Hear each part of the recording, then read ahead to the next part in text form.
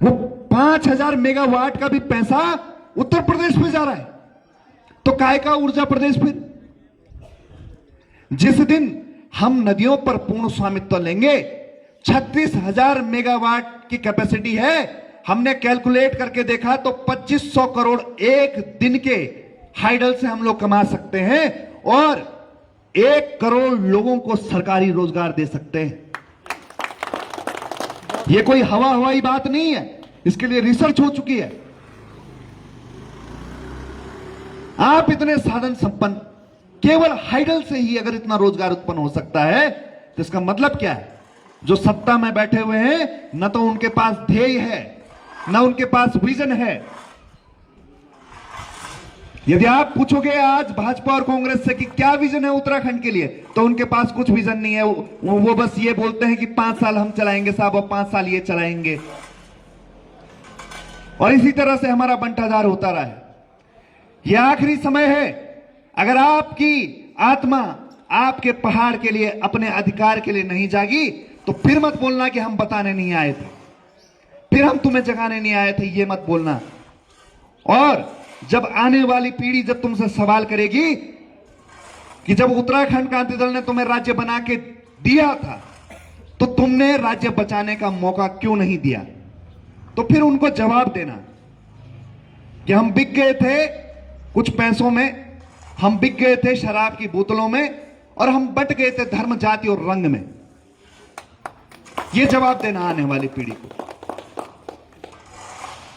एक ऐसी देवतुल्य संस्कृति खत्म होने वाली है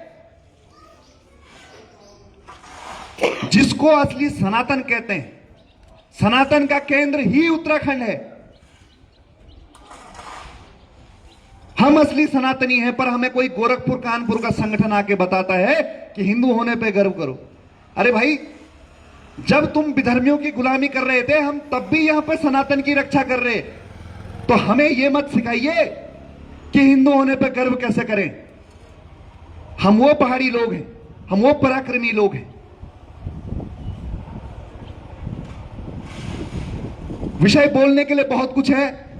यह हमारा एक बहुत ही कम समय अंतराल पर हमने सूचना दी थी, उस पर हमारे युवा साथी इकट्ठा हुए हैं। मैं आपका साधुवाद करता हूं, वरिष्ठ राज्य आंदोलनकारियों को प्रणाम करता हूं, और मौजूदा विधायक, मौजूदा मुख्यमंत्री